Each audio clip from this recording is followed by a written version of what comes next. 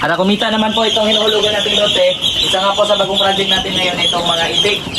So marami tayong plano pa ng mga project dito para magkaroon naman ng source of income dito ating lupa na hinuhulugan. Tapos bukod po dito, ito yung latest po natin, batch ng mga sisiyo ng itik at meron pa po tayo sa baba. So pagkatapos po natin magpakain nito, mag-chop lang tayo ng pakain din na dagdag natin doon para makatipid tayo sa pakain ng alaga. So yun yung ipapakain naman natin doon sa malalaki nating sisiw. So ngayon, ito sila, chick booster pa po yung kinakain nila. At ito po ay nasa 1 linggo pa lang. Yan, pero tingnan nyo naman po, maliliksi na sila, malalakas. So lagyan muna natin sila ng pagkain.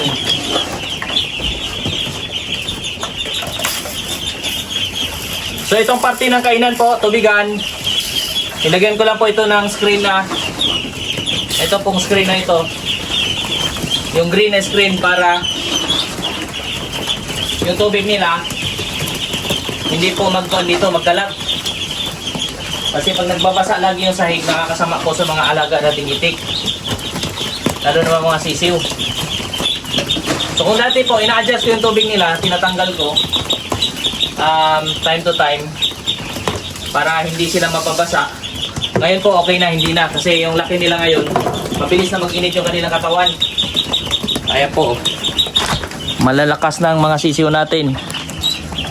Oh, nakakatuwa na po yung laki nilang yan. So ayan, so minamaximize lang po din natin yung area na to. Ito po yung dating landahan to, lutuan ng kopras. So ang ginawa ko naman, nilagyan ko nitong screen sa gitna. So dating lutuan ng kopras, wala naman ng niyog dito masyado. Dahil ngayon nakalote na to, nasakop lang sa atin itong bahayan na to. So minamaximize natin, ginagamit natin siya as bahayan ng mga alaga pag nag-brooder tayo. Dati mga pabo naman nilalagay ko dito, ngayon ito mga bagong sisiyo ng itik yung nilalagay natin. So ayan, napakalakas na po kumain ito. So ang pagpapakain ko naman, umaga at hapon. Pero kapag nandito ako maghapon, binibigyan ko sila pa konti-konti kahit na bandang tanghali. Ayan.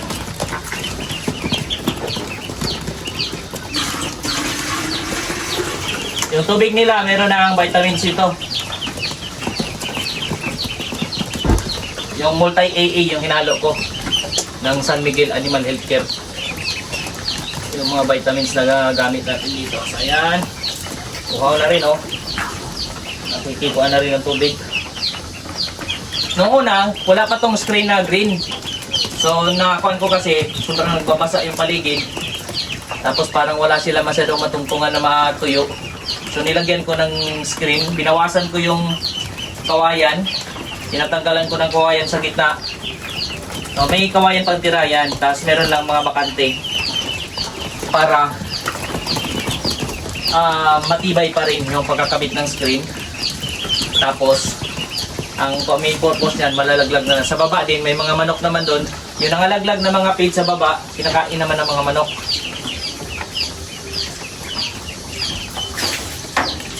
So ito,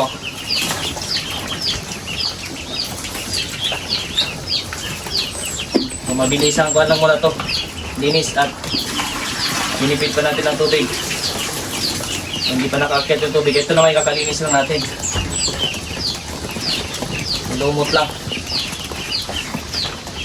Yung tubig namin kasi dito malumot din kasi galing sa galing sa bukal. Hindi tulad ng galing sa gripo na halos walang lumot.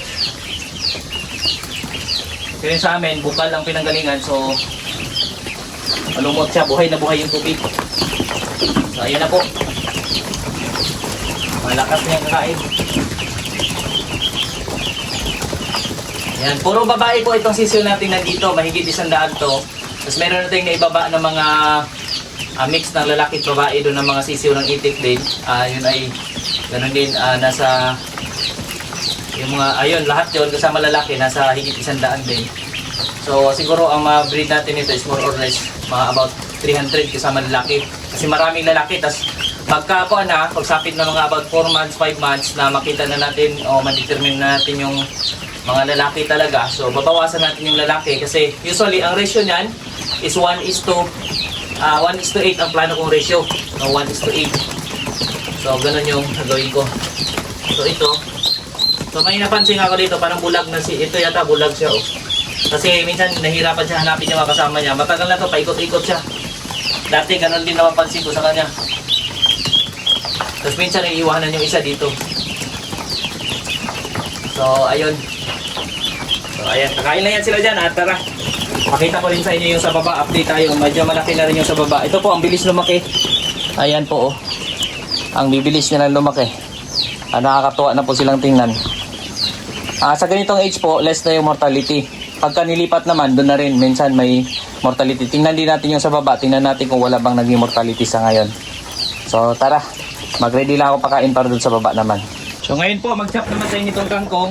Ito yung hinahalo po natin doon sa pagkain ng mga alaga natin sa baba. Kasi medyo malalaki na yung mga itik natin doon.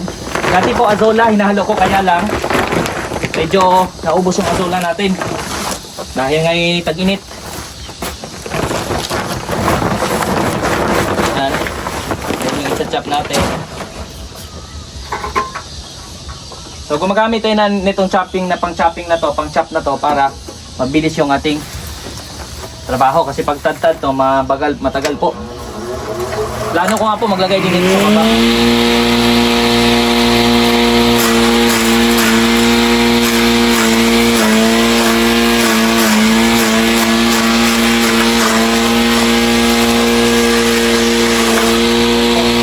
Ganyan lang kabilis, mabilis po mag-chop.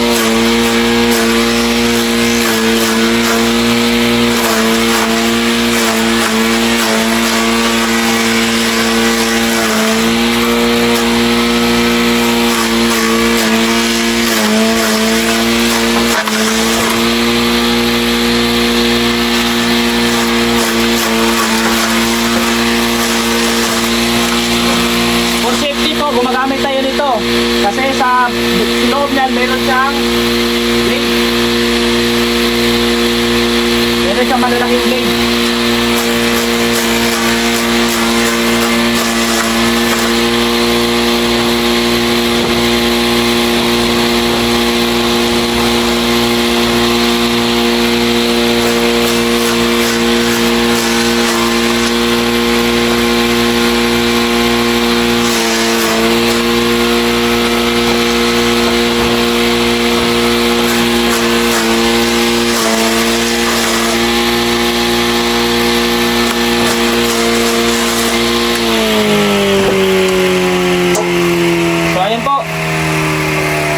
Kalahating sako yung ating chinap, pero medyo konti lang yan. Ito po yun oh. Nasa kalahating sako yung chinap natin. Ayan, haluan lang natin ng feeds yan, tas darak ay pagkainan ng mga alaga natin. Ngayon po, pababa naman tayo. Doon naman sa bandang baba yung pupuntahan natin. Doon naman tayo magpakain ng mga itik. Ayan.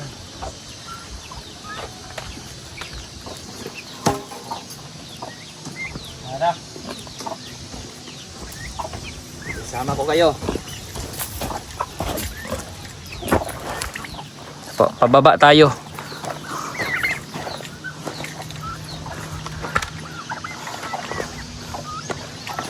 So tapat lang po mismo nitong aming kubo. Sa pagbaba lang po. Yan yung ginagawa natin umaga at hapon po tayong baba dito. So tara. So ito po yung kubo natin. Ito yung lote natin nauna. Tapos sa baba po, update ko kayo dun sa mga itik. May mga insekto lang po. Maingay lang po dito yung mga insekto na kumakanta pag ganitong maaraw na. So ayan po yung bunga dyan sa baba. Araw-araw tayong bumababa dyan para magpakain ng mga alaga. At saka update ko pala kayo din. Tingnan nyo po yung manggang in-spray ko dati. Nagbunga na po ng ilang piraso lang. Yung ibang bulaklak po na sira. Ayan, may mga bunga po. Ito po, ilang piraso lamang na bunga. Ayan, o. Lumpas ibabaw. Yan po, ilang piraso lang po. Nagkuha na kami dyan. Kain na may hilaw. So ayan, bababa tayo dito.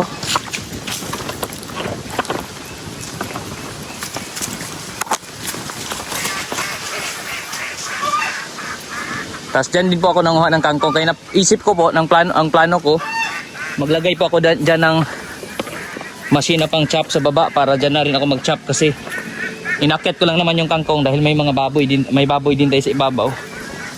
So naghalo din kasi ako ng kangkong pagkain ng baboy. So ayan.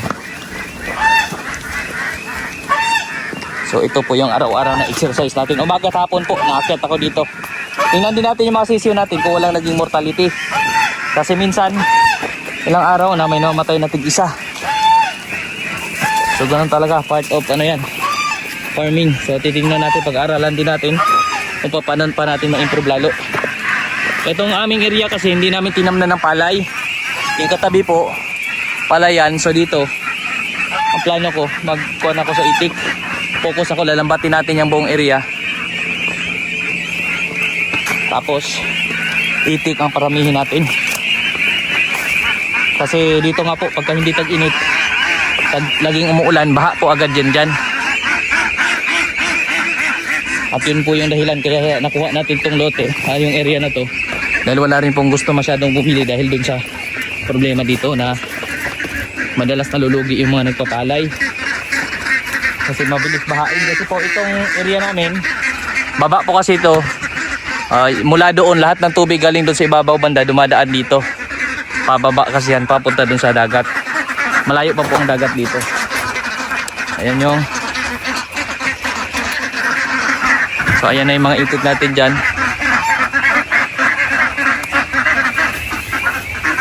Tara. Tagaan na yung mga itik. Opya.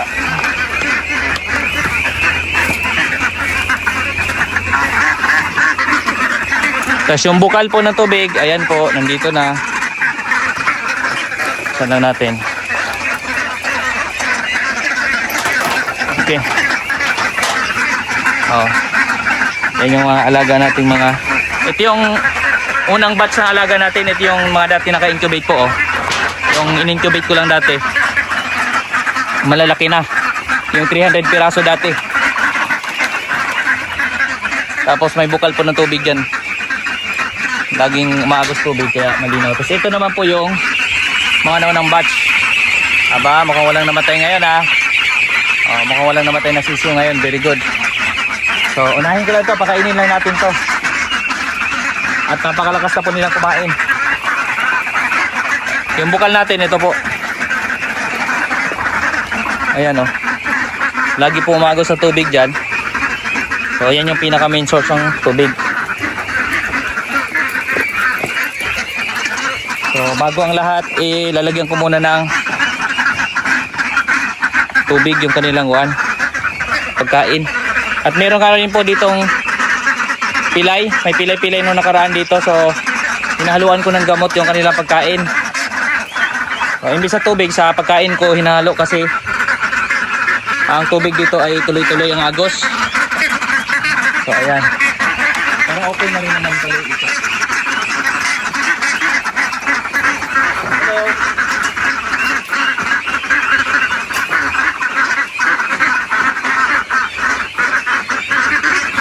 Check ko lang po lagi, baka may namatay na dito na para makakaya natin dito natin agad.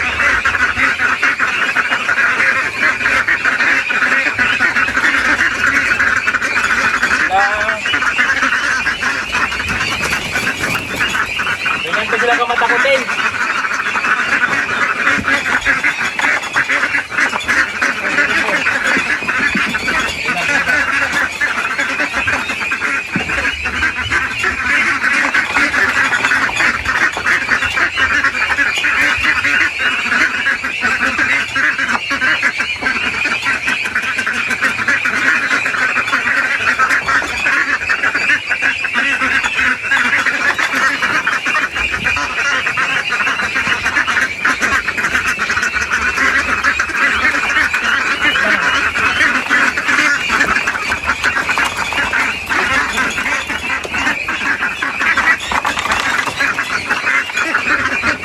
po.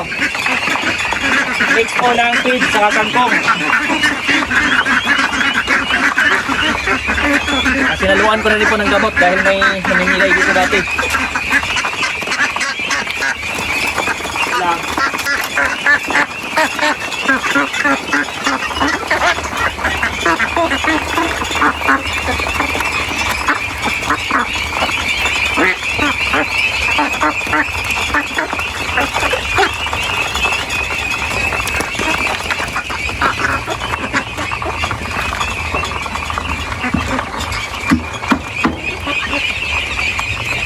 Lalakas na yung kumain.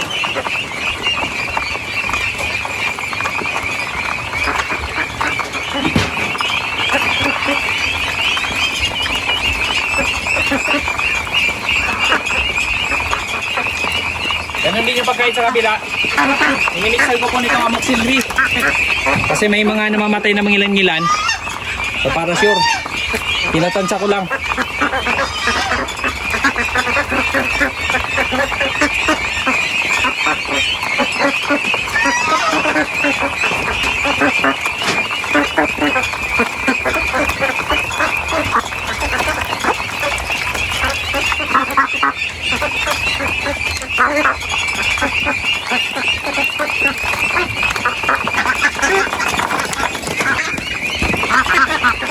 Tara po, sa kabila naman tayo.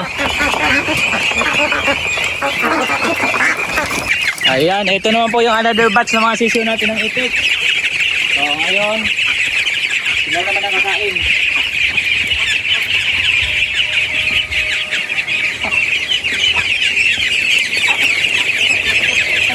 Ayan po. So ito, pababa po siya. Para hindi po lahat ng part ay basa. Diyan na banda po, basa yan. Diyan sila kakain, diyan sila iinom. Takot lang maapakan.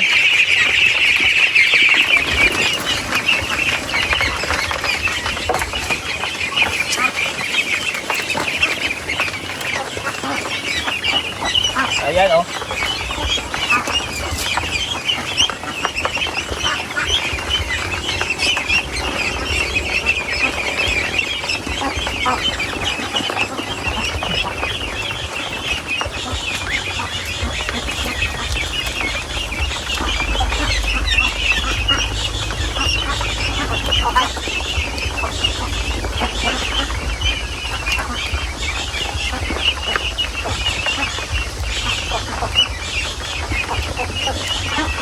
Yung mga natapo na po, kinakain pa rin nila yan. Yung maganda nga nito, mas malaki pa yung kainan nila dapat.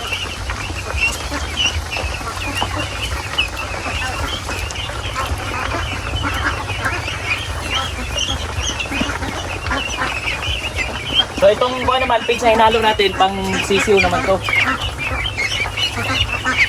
Cheat booster pa rin po, na may kahalong kangkong.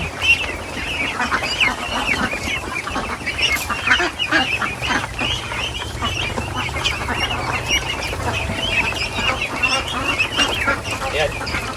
Tapos yung tubig nila, papalitan natin to. Ayan po oh. Malalaki na yung mga sisiyo natin.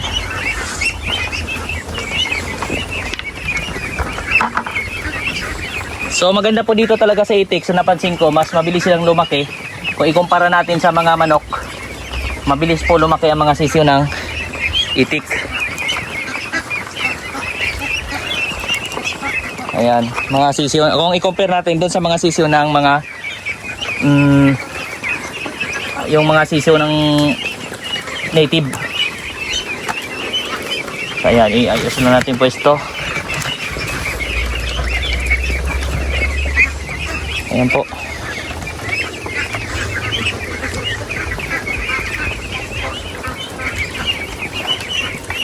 Oh.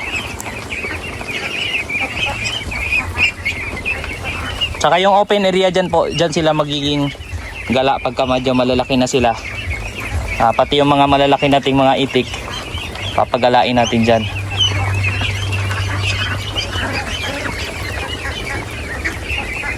Ayan.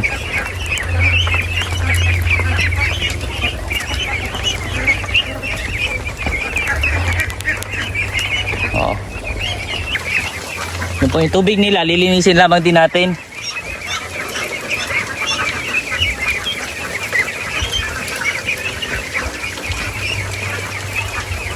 Para hindi po magkakasakit yung mga alaga natin. Ayan. Ayan po sila oh.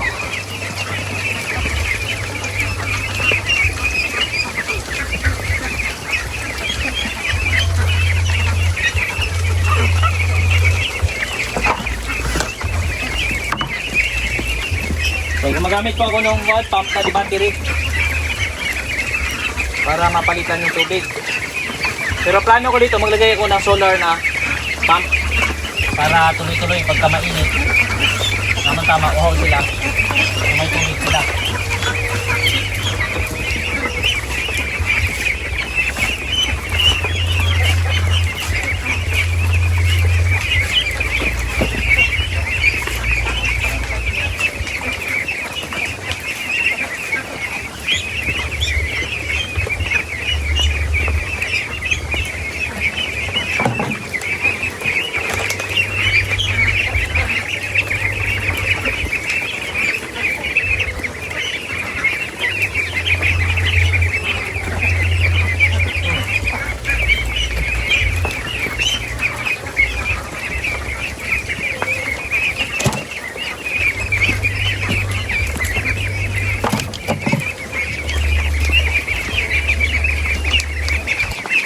Either.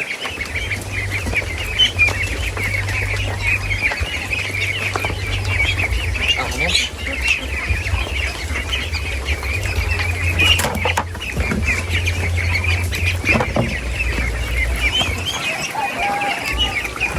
So ayan po. Nakakatuwa na po itong mga itik na ito.